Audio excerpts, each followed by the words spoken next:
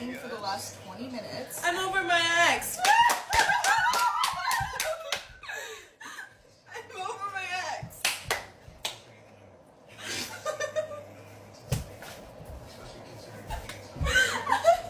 It didn't kill me, but something inside me died that day.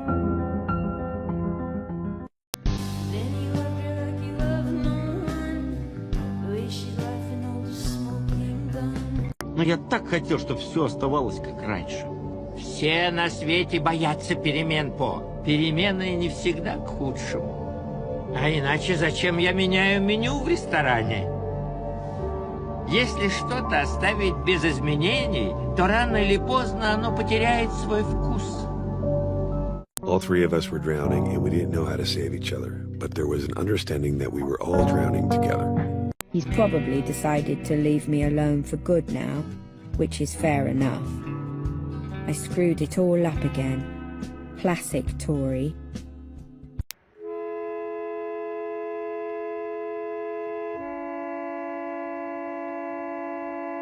I saw something that said that the pain of losing someone, this one hits good, is the trade-off for the love that you get to share with them. Why did they say that to me? I'm a self-sabotaging suicide machine. So you're blowing me off because I'm a little depressed? Once you get through this life...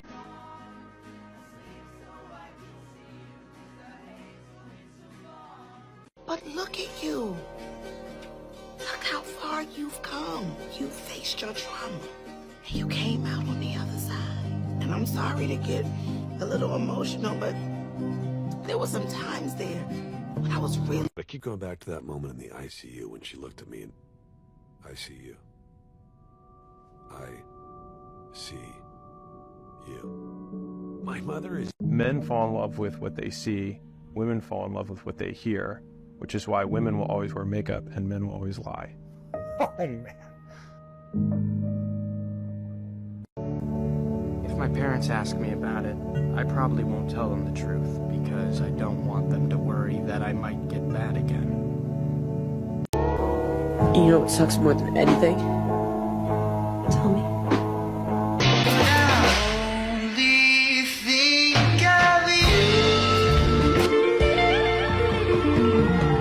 How are you? I'm okay.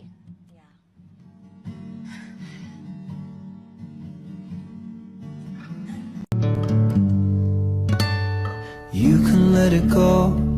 You can...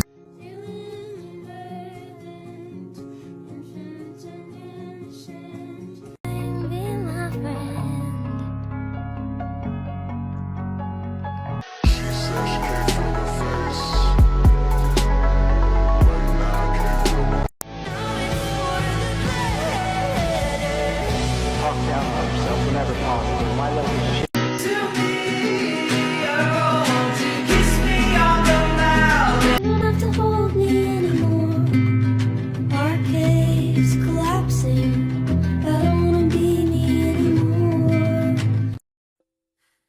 You don't have to be the bad guy. He was crying on my shoulder. All I could do was hold her.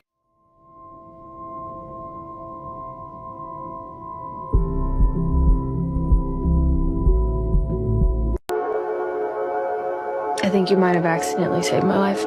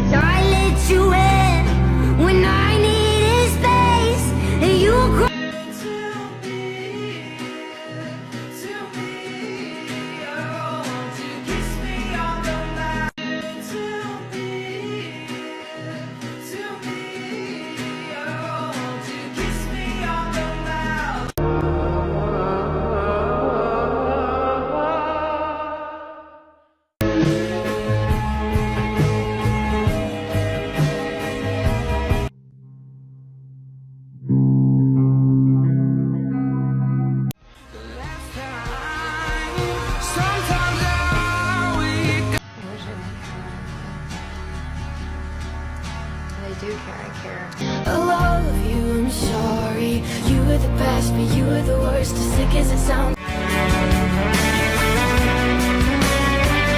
I miss your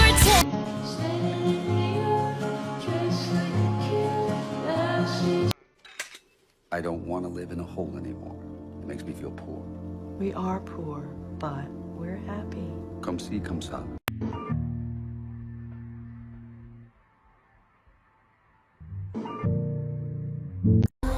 Your new girl is my clone. I'm not gonna get up here and bash her like everybody else, but she need a lot of psychological evaluations because I just wanna love them, just as a distraction. They tell me that they love me. Everyone was worried about you, you know. You can't just disappear. You really hurt a lot of people. Sometimes you need to take responsibility for your own happiness. You don't...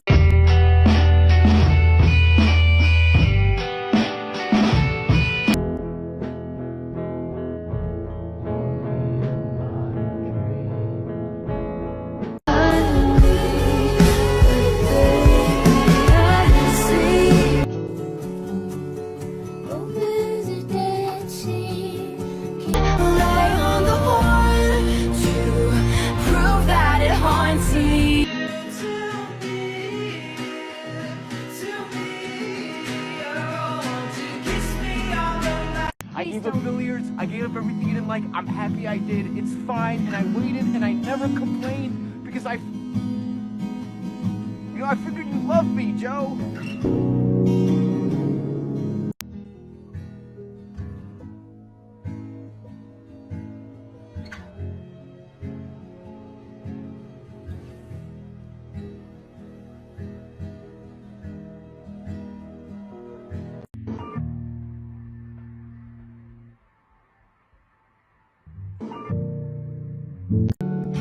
Now I know that you love me. You don't need to remind me. I always say the front row at the funeral is different. You know, when you have to sit on, like, you know, I've been at a lot of funerals. I've never sat front row at one. That's different. What does that do to you? Shift your perspective on life. Bad luck to talk on these rides.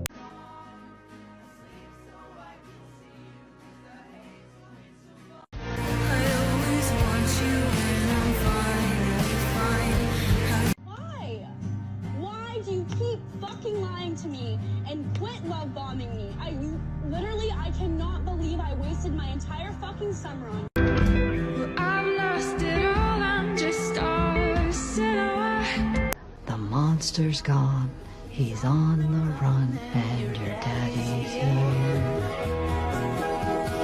Beautiful, beautiful, beautiful, beautiful boy.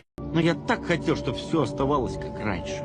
Все на свете боятся перемен, По. Перемены не всегда к худшему. А иначе зачем я меняю меню в ресторане? Если что-то оставить...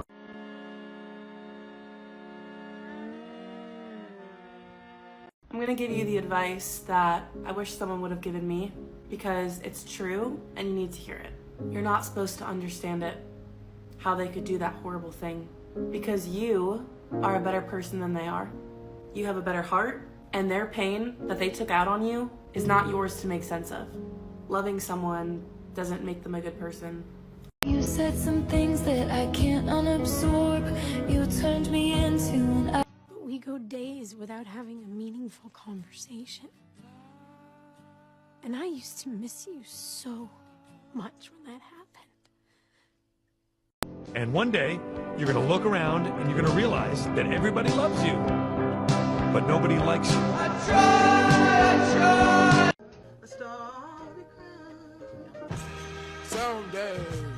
Someday. How was your day? Good. Yeah? Yeah. My day was good. You just look so hurt. I am. I let so much slide. I gave you a chance again, and again, and again, and again, and again, and again. That's how much I loved you.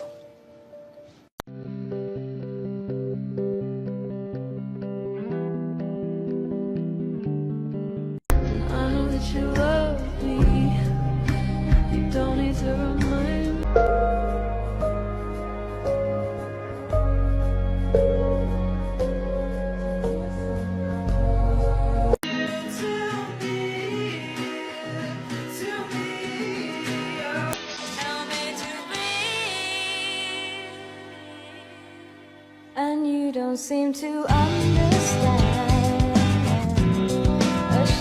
You're the most depressed person I've ever met, and excuse me for saying this, but I think you need professional help. So you're blowing me off because I'm a little depressed? Once And tutting my heel and strutting my feet. Is there anything I can do for your hair? My stomach's all in knots. You got the one thing that I want. September 9, 2001. Gary and I were skating at a hospital. So clean the house, clear the drawers, mop the floors, stand tall, like no one's ever been here before or at all. Но я так хотел, чтобы все оставалось как раньше. Все на свете боятся перемен, По. Перемены не всегда к худшему. А иначе зачем я меняю меню в ресторане? Если что-то оставить без изменений, то рано или поздно оно потеряет свой вкус. Marceline, is it just you and me in the Cannot go on like this any longer. I gave up billiards, I gave up everything you didn't like. I'm happy I did. It's fine, and I waited, and I never complained because I figured you'd love me, Joe. I don't know who needs to hear this, but I'm sure somebody does, because at one point I needed to hear this. You did not fuck up. You were not the bad guy. And it was not your fault. Stop blaming yourself for things that you did not do, because it was not your fault. People that are not emotionally mature will paint people out to be the bad guy so that they do not have to face themselves in the mirror and see that they were the ones that messed up and that it was their fault. Because unfortunately, that is too painful for a lot of people to actually accept. And unfortunately, you had to experience somebody else's guilt. You had to experience somebody else's weakness to be accountable for their actions. Now, it was not your fault.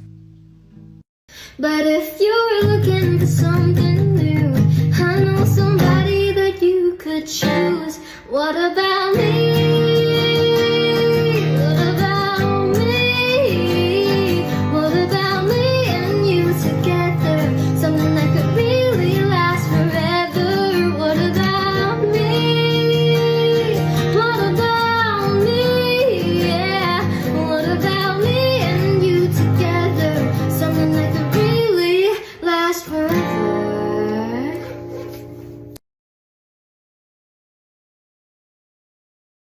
You're the story I read that I know doesn't have a happy ending. You're the boy I return to knowing you won't ever date me. You won't ever want me for anything more than my body. But I pretend you will every time I taste your lips, every time you call me pretty. God, I pretend it's not going to end with I'm not ready being all you tell me. So I make up our new ending because even after all this time, even though you'll never ask, I can't imagine my forever after with anyone but the boy who will never love me back.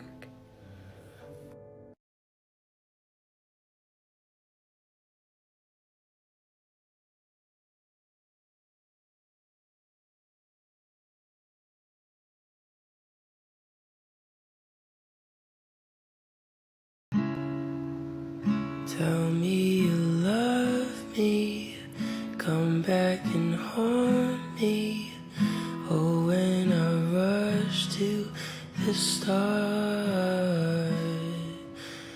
running in circles, chasing our tails, heads on a science apart.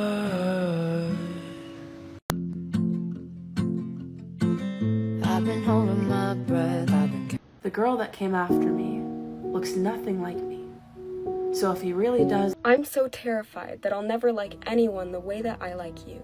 And I'm sure I'll move on, I'm sure I'll fall in love again, but what if you're still on my mind? What if I compare you and him and still find I'd pick you in 100 lifetimes every time?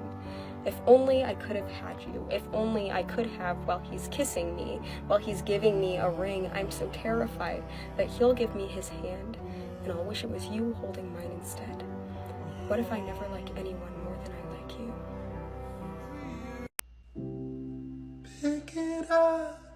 Make it all up and start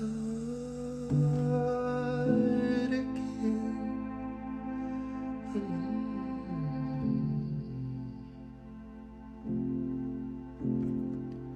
You've got a second chance, you could go home, escape it all, it's just irrelevant.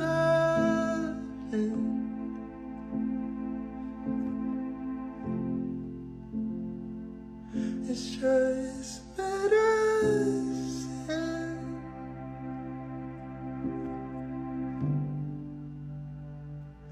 It's just medicine.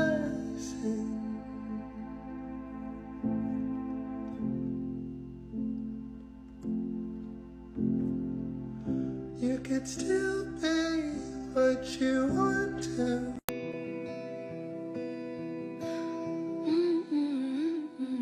Then you say to me you made a dumb mistake. You start to tremble and your voice begins. He doesn't know it, but a year from now, our family will be torn apart, and I will move far away and won't. Okay, you're good. Oh god. Alright, open it. Okay. It's cute, right? Yeah. Okay, now push the button.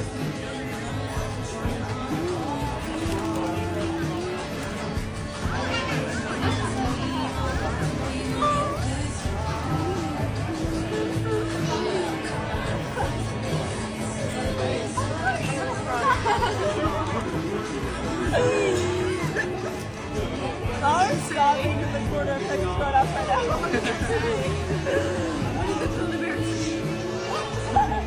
Not this crappy guys. Do you realize that this life is yours and you can literally do whatever you want with it? Like, go for the job you want to go for, make an account on TikTok or Instagram or whatever you want.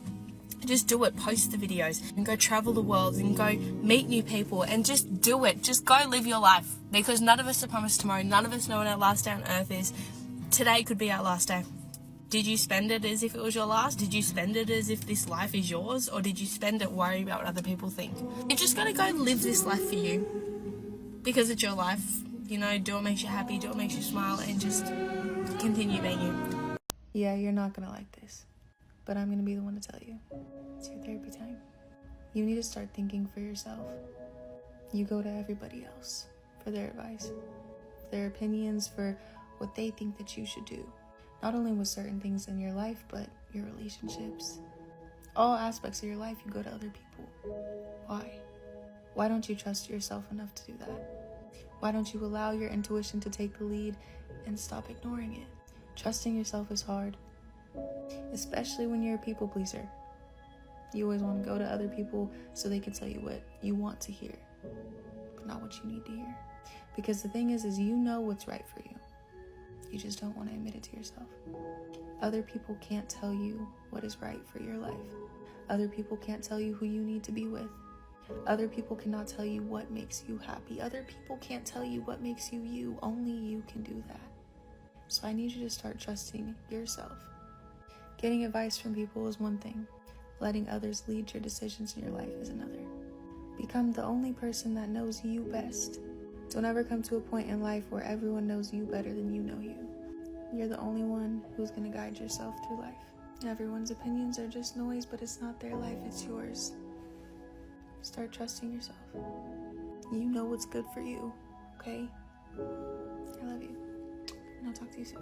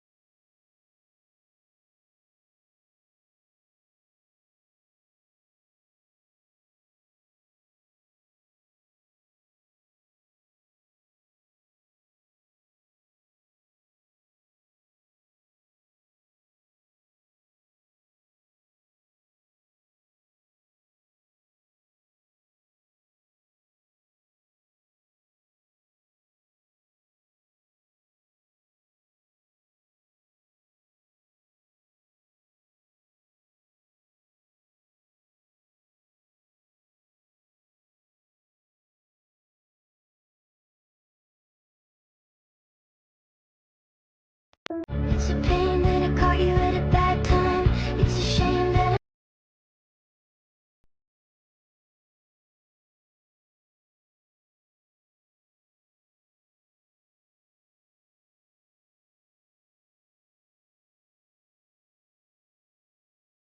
Part 3 of things I wish I could say to customers. I'm a hostess at a restaurant. These are based on true events that happened just this evening. Hey, sorry, our table's like dirty. Yeah, that's what happens when you sit yourself. Hi guys, how many are we? We have 5 adults and 6 kids. I'm gonna stop you right there. I don't care if you have 5 adults and 4 aliens. How many chairs total? Could we get somewhere on the patio? Maybe with a nice view, like a little shade, quieter. Yeah, so that table doesn't exist. Hi guys, how many are we? Oh, it's just us. Yes, that doesn't answer my question. Hi, sorry, my baby just made a little bit of a mess. Could you like wipe it down for us? No, actually, your baby didn't just make a tiny mess. Your baby just marinated that entire seat. And I'm also not cleaning right now. I'm walking people to their table as we speak. So give me a second. Hey, could we get that table just down there? Yeah, I just have to clean it. Just give me a second. Nope. Don't follow me. It's already bad enough you're making me walk down there and clean that table specifically for you. So what you're not going to do is follow me all the way to that table and stand there and watch me clean it. Because I ain't the one. Okay, here's your table, guys. Oh, could we actually get something on your, like, lower patio? That's a joke, right? Why did you just make me walk your needy ass all the way up to the upper patio? Couldn't you just speak sooner? Could you just speak right when I want to talk to you? Because I'm not a mind reader. Oftentimes people ask me, Riley, if God loves me so much, if God is this all-powerful God that you say he is, why does he let people get hurt? Why does he allow suffering? Why does he allow people to get murdered? Why does he allow people to get raped? The honest answer is, I don't know. I will never be able to understand the way that God works, neither will you. Well, I would assume you don't. But the thing is, once you go into deeper thought about it, which is something that we have to do if we want to really know the answer, is God limited his power by giving us free will. God gave us free will because he loves us. Not because it's just something he wanted to do. He loves you and I so much that he wanted to give us free will. He wanted to give us the ability to make our own decisions, which means we're gonna mess up, which means there's gonna be evil in this world. We didn't come from monkeys. I hate to break it to y'all. We didn't come from monkeys. We're not robots. We have a soul. We have a personality. We have free will. God gave us free will, and we can choose to abuse that free will. We can choose to say, no, God, you're wrong. I know it's going to make me happy, and I don't really care what you have to say. Like, this is going to make me happy, so sorry, but I'm going to do it anyways. Now, when you think about the book of Job, which is in the Old Testament, the book of Job is confusing to me because, I mean, the question of why would God allow all this suffering onto this man named Job?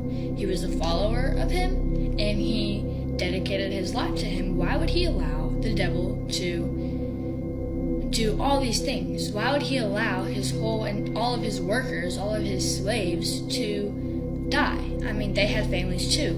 This just doesn't add up. Why would God allow his workers to be murdered while they have families as well? But we gotta think, God is fair and life is unfair. That's just how it is. Life is always going to be unfair, but God is always going to be fair. Now, God and the devil in the book of Job made this bet almost that the devil was going to throw all these obstacles at Job, and God, he was still going to obey and love God, which he did. He says, and I think like Job, I don't know what verse, but it says, you have, Lord, you have given me and you have taken away. Bless the name of the Lord. Something along the lines of that. But you see, life hurts. And for us to blame God for that, for us to blame God for our suffering and for these bad things that happen in our life, that's unfair.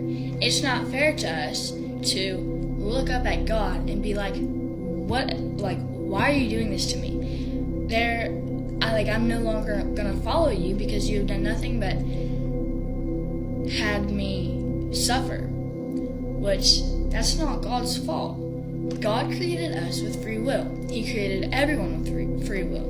Which also goes to say that there is gonna be people in your life who will hurt you and who will cheat on you, who will lie to you, who will betray you. But God says, I will never leave you nor forsake you. God will never forsake us, and He will never leave us. So for us to ball up our fist at God and say, why are you doing this to me? This isn't fair. God isn't the one doing it to you. It's just life. I mean, it's just as if we had a tough day at school, tough day at work, tough day, just a tough day.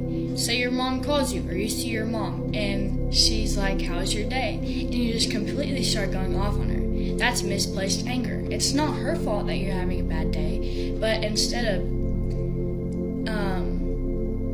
thanking her for what she's done for you, thanking her for all the many things that she has provided for you and she has sacrificed for you, instead we're like, Mom, why would you give birth to me? Why would you bring me into this world? That's not fair. I didn't choose to be here. Why am I suffering? And it's all your fault. That's misplaced anger. It's not her fault. Just as us throwing all of that onto God, it is not God's fault. We have to realize that. We have to realize our suffering is not God's fault. Which, don't get me wrong, there are times where I'm like, God, please help me. Like, why am I feeling like this? I don't want to feel like this. God, help me. But I don't fully understand. Like, I don't understand why God lets us be in these certain situations, but He doesn't place us in them. But He also teaches us lessons. Like, I don't have all the answers. But at the same time, we can't be mad at Him for something that's not His fault. Two disgusting humans unalive this 4-year-old child, and then they decide they're going to make it look like he just went missing. It was May 10th, 2010, just after midnight, when 4-year-old Ethan Stacy is reported missing by his mother, Stephanie. Stephanie calls police and tells them that Ethan had just disappeared from their apartment. She had no idea where he was. Now, at this time, Ethan's parents were actually divorced, and his dad, Joe Stacy, had custody of him at the time, but Ethan was ordered by the court to spend the summer with his mom, Stephanie, and then he would go back to live with his dad in Virginia. By all accounts, Ethan wanted nothing to do with going to his mom's house in Utah, but because it was a court order, he had to go, and then he would be back to spend the rest of the year with his dad.